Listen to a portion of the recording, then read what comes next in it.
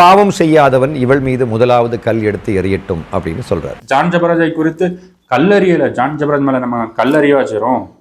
John Jebaraj அடித்து கொள்ளுங்கள், John Jebaraj ஜெயிலில் வைத்து தூக்கு போட்டு அவரை கொண்டு விடுங்கள்னு நம்ம சொல்றோம். நாங்க அதை சொல்லவே இல்லை. இப்பொழுது நீங்கள் ரீசெண்டாக ஜான் ஜபராஜோட இஷ்யூவை நம்ம பார்த்துட்டு வருகிறோம். ஆனால் இன்னும் ஜான் ஜபராஜுக்கு ஆதரவாக நிறைய பேர் சமூக வலைத்தளத்தில் பேசி கொண்டிருக்கிறார்கள். அந்த வீடியோவை நீங்கள் பார்த்துட்டு வாங்க. ஹாய் ஃபேமிலி, நீங்களே யோசிங்களேன், போன வருஷம் நடந்துச்சு, அதை இந்த வருஷம் கொடுத்துருக்காங்க கம்ப்ளைண்ட். இது எப்படி, ஏன் அந்த பொண்ணுக்கு அப்போ நடந்துச்சுன்னா அது எவ்வளோ ஒரு பிரச்சனையாக இருக்கும் சரிங்களா? இப்படி நடந்துச்சுன்னா அந்த டைமில் நீங்களே யோசிச்சு பாருங்க. ஒரு வருஷம் கழிச்சே இப்போ இவ்வளோ பிரச்சனையாக இருக்குன்னா நடந்த அப்போ நீங்கள் ஏன் கம்ப்ளைண்ட் கொடுக்கலையா? இந்த அம்மாவை விட்டு வெளியே ஓடி வேற ஒரு பொண்ணோட போயிட்டானா இந்த அம்மா இப்படி சமூக வலைத்தளத்தில் அந்த புருஷனுக்கு சப்போர்ட்டாக பேசுவாளா? அப்படின்னா எவ்வளோ துணிகரமாக ஜான் ஜபராஜ் அவர் மனைவியை விட்டு பிரிஞ்சு போய் வேறொரு அழகியோடு போய் இருந்திருக்காரு. அப்படின்னா இதை போய் நீங்கள் ஆதரிக்கீங்கன்னா நீங்கள் கிறிஸ்துவனுடையவர்களா? அசிங்கமாக இருக்கு. தயவு கூர்ந்து நீ கிறிஸ்துவனுடையவர்கள் கிறிஸ்தவர்கள் என்று சொல்லாதிருங்க. எல்லாம் செட் பண்ணி அவங்களா இந்த கேஸ் பண்ணியிருக்காங்க. ஸோ இதுவுமே ஃபேக் தான். அதாவது ஒரு மனுஷனுக்கு ஆதரவாக ஏதாவது மனிதர்கள் பேசினாலே அவர்கள் கிறிஸ்துவை பிரசங்கிக்கவில்லை என்பதை நீங்கள் புரிந்து கொள்ள வேண்டும், அறிந்து கொள்ள வேண்டும். ஏனென்றால் ஒருத்தன் கிறிஸ்துவை பிரதிபலித்தால், கிறிஸ்துவை பிரசங்கித்தால் எந்த ஒரு மனிதரும் இப்போ தனிப்பட்ட எனக்கு சப்போர்ட் பண்ண மாட்டார்கள். கிறிஸ்துவை தான் அவர்கள் பார்ப்பார்கள். ஏனென்றால் கிறிஸ்துவின் பிரசங்கமே என்னவென்றால் நம்மை மறைத்து கிறிஸ்துவை காண்பிக்க வேண்டும். அப்படின்னா ஒரு கிறிஸ்துவுக்குள்ளவன் கிறிஸ்துவனுடைய மகிமையும் கிறிஸ்துவனுடைய சாராம்சத்தையும் தான் கூறுவான். ஆனால் இங்கு இப்போ நடக்கிற காரியங்களை பாருங்கள். ஜான் ஜபராஜ், வி சப்போர்ட் ஜான் ஜபராஜ், ஜான் ஜபராஜ் நல்லவர்னு இப்படி தூக்கி காட்டுறாங்கன்னா இவங்க கிறிஸ்துவை மறுதளிக்கிறார்கள். இதுதான் இந்த சத்தியத்தை நீங்கள் முதலாவது புரிஞ்சு கொள்ள வேண்டும். அப்படின்னா ஜான் ஜபராஜ் அவனுடைய மகிமையை, சுய மகிமையை அவன் தேடினான். அந்த அவுட்புட்டாக இப்பொழுது அவர் அரெஸ்ட் பண்ணப்பட்டிருக்கிறார். ஒரு பிரேக்கிங் நியூஸ் வந்துச்சுன்னா, ஒரு 13 வயசு பொண்ணையும் இன்னொரு 17 வயசு சின்ன பொண்ணையும் அவர் செக்ஷுவல் ஹராஸ்மெண்ட் பண்ணார். கலந்து கொள்ள வந்திருந்த இரு சிறுமிகளிடம் ஜான் ஜபராஜ் பாலியல் சீண்டலில் ஈடுபட்டதாக கூறப்படுகிறது.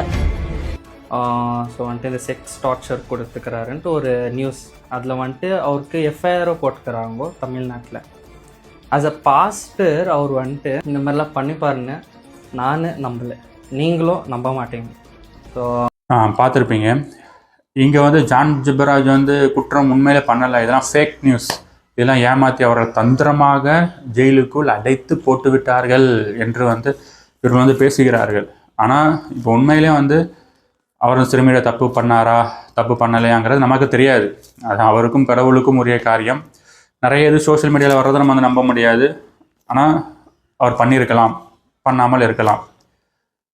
ஆனால் இப்போ இதில் நம்ம பார்க்க வேண்டியது நாங்கள் அவரை குற்றம் சாட்டுறது இதை அவர் பண்ணிட்டார் அதனால் அப்படின்னு சொல்லி நாங்கள் குற்றம் சாட்டலை. நாங்கள் அவர் மீது கல் எறியலை. அதாவது இவருடைய மூல உபதேசமே சரி கிடையாது என்பதை தான் ஆதியிலிருந்து சொல்லி கொண்டு வந்தோம். இவர் கடவுளுடைய நாமத்தை வீணில் வழங்கினார் என்பதை தான் நாங்கள் ஆதியிலிருந்து சொன்னோம்.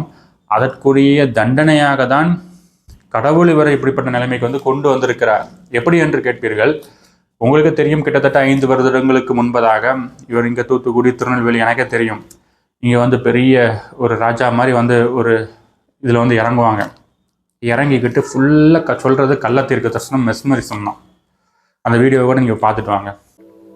ஜூலை மாசமாயிட்டு பந்தவளாளா அவர் ஜூலை மாசத்துல சம்பந்தம் உடையவர். ஜூலை 30 பந்தம். ஜூலை 30ஆம் தேதி, ஜூலை 30 என்னது? பர்த்டே. அவருடைய பிறந்த நாள் ஜூலை 30. നിന്റെ മുമ്പിൽ ഒരു പുതു സീസൺ തുറക്കുകയാണ്. உனக்கு முன்பதாக ஒரு புதிய காலத்தை தேவன் பார்த்துருப்பீங்க. அதாவது ஏசையா தீர்க்கதரிசி கூட அவரு கூட இந்த அளவுக்கு ப்ரீசைஸாக தீர்க்கதரிசனம் கூறியிருக்க மாட்டார். ஆனால் இவர் பாருங்கள் எப்படி ப்ரீசைஸாக, இவர் ஜூலையில் பிறந்தார், இவர் இந்த டைமில் பிறந்தார், இவர் இந்த செகண்டில் பிறந்தார், இவர் இந்த மில்லி செகண்டில் பிறந்தார்னு இவர் தீர்க்கதரிசனம் கூறிக்கொண்டிருக்கார். ஏசையா கூட அப்படி பிராம்ப்டா தீர்க்கதரிசனம் உரைக்கல.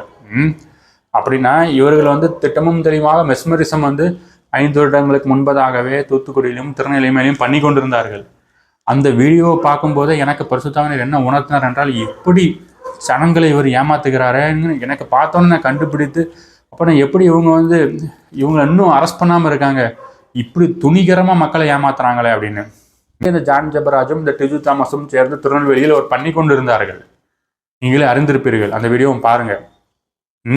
இதற்குள்ளே ഒരു ബ്ലാക്കിഷ് ഡ്രസ് ഇട്ട கருப்பு ட்ரெஸ் போட்ட ഷർട്ട് പോലത്തെ എന്തോ ഷർട്ടാണ് ஒரு பிளாக் கலர் சட்டை மாதிரி ஒன்று ഒരു വ്യക്തിയെ കർത്താവ് അവന്റെ രാജ്യത്തിനായിട്ട് ഉപയോഗിക്കാൻ പോകുന്നു. கருப்பு சட்டை போட்ட ஒருத்தரை ஆண்டவர் இந்த இடத்துல தம்முடைய ராஜ்யத்திற்காக பயன்படுத்த போகிறார். கருப்பு சட்டை போட்டிருக்கீங்க. அப்படின்னா அப்பவுமே எனக்கு பரிசுத்தர் உணர்த்தினார், இவர்கள் எப்படி இன்னும் அரெஸ்ட் பண்ணாமல் இருக்கிறார்கள் என்று.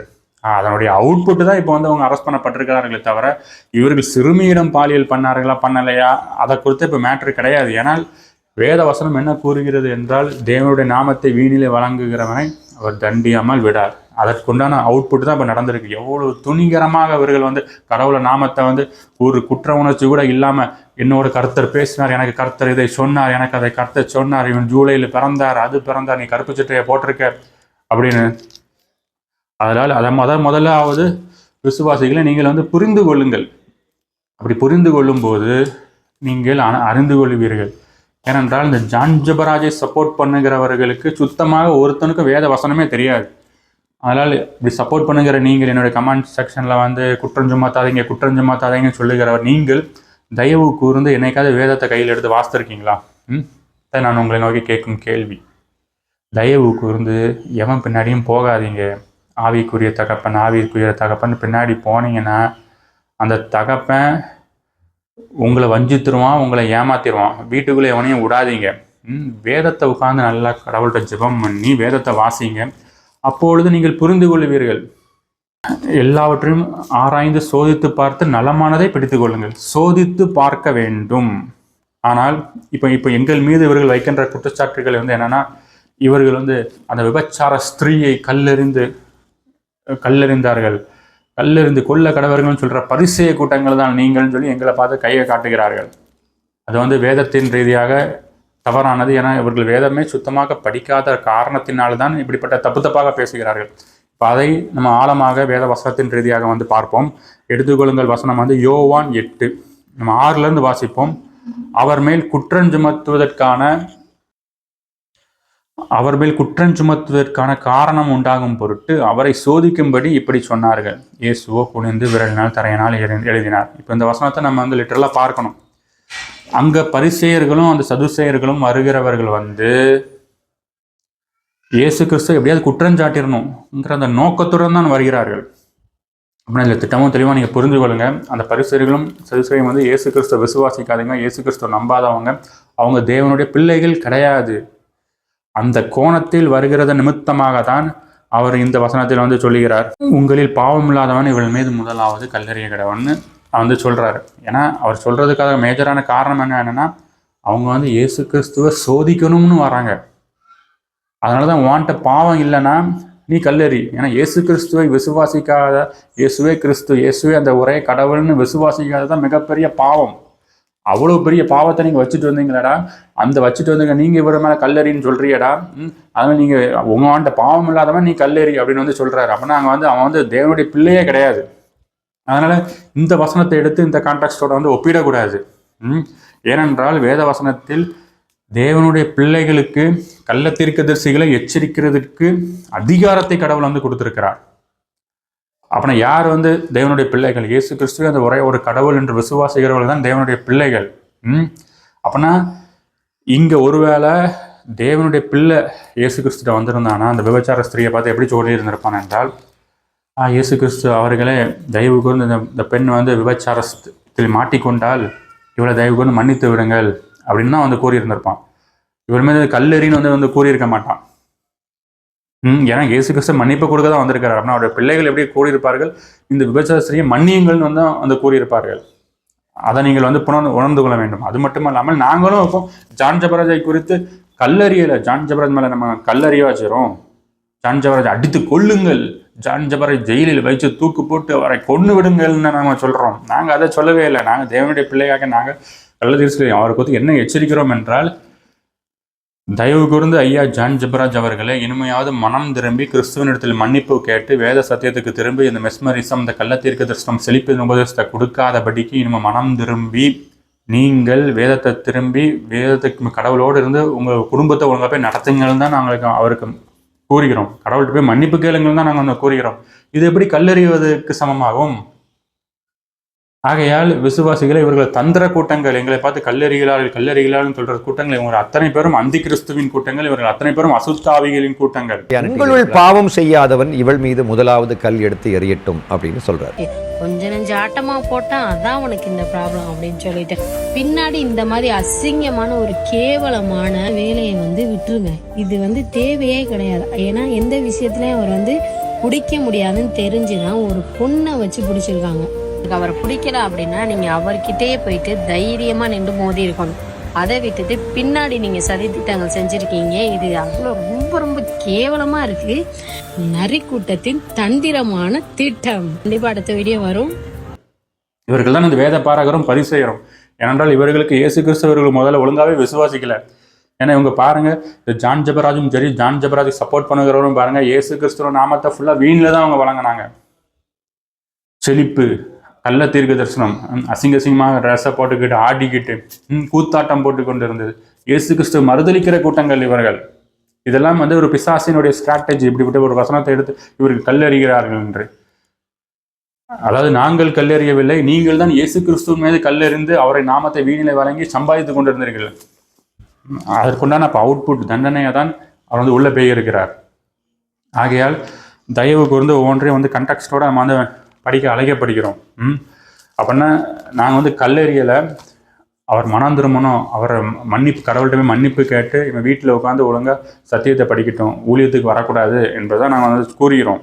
அவர் மனைவியோட போய் சேரட்டும், சேர்ந்து உள்ள ஊழியத்துக்குள் வந்தால் வேத சத்தியத்தை சொல்லட்டும், கூத்தாட்டம் போடக்கூடாது. இப்போ பாருங்கள், நீங்கள் எடுத்துக்கொள்ளுங்கள் வசனம் வெளிப்படுத்துதல் 2:2 இடங்க. நீகளையும் உன் பிரயாசத்தையும் உன் பொறுமையையும் நீ பொல்லாதவர்களை சகிக்க கூடாமல் இருக்கிறதையும் அப்போஸ்தலர் அல்லாதவர்களை அப்போஸ்தலர் என்று சொல்லுகிறதை நீ சோதித்து அவர்களை பொய்யர் என்று கண்டிருந்ததையும் நான் அறிந்திருக்கிறேன் அப்படின்னு சொல்றாரு. அப்படின்னா அப்போஸ்தலர் அல்லாதவர்கள் தங்களை அப்போஸ்தலர் என்று காண்பிக்கிறவர்களை பொய்யர்ன்னு சொல்லி நம்ம கண்டுபிடிக்கணும். கண்டுபிடிச்சு அதை சொல்லணும் ஜனங்களுக்கு. அதைத்தான் இந்த வெளிப்படுத்தல் 2:2 கூறுகிறது. ஆனால் எப்படி கண்டறியவே கூடாது, யாரையும் இதே பண்ணக்கூடாது, குறையே சொல்லக்கூடாது அப்படின்னா எங்க வேத வசனம் இருக்கு? குறை சொல்லக்கூடாதுன்னா அது கோல் மூட்டக்கூடாது. குறை சொல்வதுன்னா என்னவென்றால், இப்போ நம்ம வீட்டில் இருந்துக்கிட்டு சொந்தக்காரங்களை பார்த்து அவங்களுக்கே தெரியாமல் நமக்குள்ளே பேசி பேசி குறை சொல்லுவோம் பார்த்தீங்களா, அதான் குறை சொல்கிறது. இப்போ நான் வீடியோ வாயிலாக ஜான் ஜெபராஜ் தெரியாமலாம் பேசி கொண்டு இருக்கிறேன், இல்லை ஜான் ஜெபராஜ் ஆதரவாளர்கள் தெரியாமலாம் நான் பேசி கொண்டு இருக்கிறேன் அப்படின்னா இது குறை கிடையாது, இது எச்சரிப்பு. அதில் குறைக்கும் எச்சரிப்புக்கும் தயவுக்கு வித்தியாசத்தை புரிந்து கொள்ளுங்கள். ஏனென்றால் வேதமே முழுவதுமாக நம்மளுக்கு எச்சரித்து கொண்டு வருகிறது. எல்லாமே வேத வசனங்கள் அத்தனையும் நமக்கு ஒரு வார்னிங். அது அவருக்கு மாத்திரம் கிடையாது, இப்போ ஜான் ஜெபராஜுக்கு மாத்திரம் கிடையாது, எனக்கும் சேர்த்து தான் நான் சொல்லி கொண்டிருக்கிறேன். ஏனென்றால் இயேசு கிறிஸ்துவை ஏற்றுக்கொண்டவன் பாவத்துக்கு விலகி ஓட வேண்டும். பாவத்துக்கு விலகி ஓடாமல் நான் இயேசு கிறிஸ்துவோடு இருக்கிறேன் என்று எப்படி கூற முடியும்? கூற முடியாது. இயேசு கிறிஸ்துவன் ஒருத்தன் இருக்கிறவனா இருந்தால் எப்படியாவது பாவத்துக்கு விலகி ஓடுவதற்கு அவன் முற்படுவான். அவன்தான் தேவனுடைய பிள்ளை. ஏனென்றால் அவர் பாவம் இல்லாதவர், அவர் பரிசுத்தர் என்று வேதம் நமக்கு திட்டமும் தெளிவுமாக கூறுகிறது. அதனால வேதமும் முழுவதுமே எச்சரித்து கொண்டிருக்கிறது. உன்னிடத்தில் ஒரு குறை உண்டு என்று கூறுகிறார். அப்படின்னா அங்கே பரிசுத்தாவின் ஒரு குறை சொல்றாரா? அப்படி கிடையாது. அப்படி அது மட்டும் அல்லாமல் இந்த எச்சரிப்பு இப்போ நான் கொடுக்கல, இது எனக்குள் பரிசுத்தாவினவர் இருந்து நான் அதை கொடுத்து கொண்டு இருக்கிறேன். அப்படி என்றால் இது நான் கொடுக்கிறேனா? ஆஸ்டின் என்கின்ற நான் கொடுக்கிறேனா? இல்லை, கடவுள் கொடுக்கிறார். கடவுள் கொடுக்கின்ற எச்சரிப்பை நீங்கள் குறைன்னு மறுதளித்து நிராகரிக்கிறனால் நீங்கள் அத்தனை பேரும் ஆபத்துக்குள்ளாக செல்ல போகிறீர்கள், அழிவுக்கு நேராக செல்ல போகிறீர்கள். அதனால் தயவு கூர்ந்து இது கடவுளுடைய கிறிஸ்துவனுடைய எச்சரிப்பாக ஏற்றுக்கொண்டு இப்படிப்பட்ட நயவஞ்சக போதனைகளுக்கும் அவங்களை பின்பற்றாதிருங்கள். ஜான் ஜெபராஜ் உள்ளே போயிருக்கிறார், இவனை மாதிரி 1000 பேர் வெளியே இருக்கிறார்கள். அவர்கள் அத்தனை கூட்டத்தையும் நீங்கள் நிராகரியுங்கள். இதெல்லாம் அந்தி கிறிஸ்துவனுடைய கூட்டங்கள், இதெல்லாம் அசுத்த கூட்டங்கள். ஜாக்கிரதை. ஏனென்றால் ஜான் ஜெபராஜ் எதை 5 வருஷத்துக்கு முன்பதாக விதைத்து கள்ளத்திற்கு மெஸ்மரிசம் பண்ணி ஏமாற்றினானோ அதற்குண்டான அறுவடை இப்போ பண்ணி கொண்டு இருக்கிறான். ஆகையால் இந்த சிறுமிகளிடத்துல விழுந்தாரா விழலையா என்பதெல்லாம் நம்ம வருகாலத்தில் வந்து பார்ப்போம். இப்போ அடுத்ததில் வந்து விசாரிக்க போகிறார்கள். அது நமக்கு வந்து உண்மை வெளியே வரும். ஆகையால் வேதத்துக்கு தயவு கூர்ந்து திரும்புங்கள். வேதத்தை வந்து ஒரு கான்டெக்ஸ்டோட படிங்க. அப்படின்னா தான் நிறைய சத்தியத்தை வந்து நீங்கள் புரிஞ்சு கொள்ள முடியும்.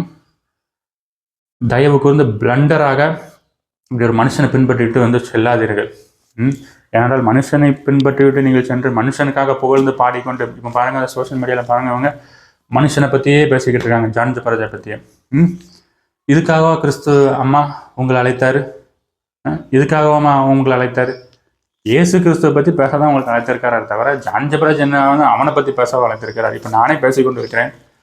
ஆஸ்டினை உள்ள போட்டாங்க, ஆஸ்டின் வெளியே இருக்கிற ஆஸ்டின் என்னை பற்றி பேசுறதுக்கு கடவுள் உங்களை ஊழியத்துக்குள்ள அழைத்தார். இந்த ஜான் ஜெபராஜை பற்றி பேசவா கடவுள் ஊழியத்துக்குள்ள அழைத்தார்? கிறிஸ்துவனுடைய மகிமையை கூறுவதுதான் சுவிசேஷம். அதை போய் கூறுங்கள். சும்மா அந்த மனுஷனுக்காக ஒவ்வொருத்தங்கானும் தூக்கி கொண்டு வராதீர்கள். தயவு கூர்ந்து அது வந்து கிறிஸ்துவுக்கு விரோதமான பாவம்.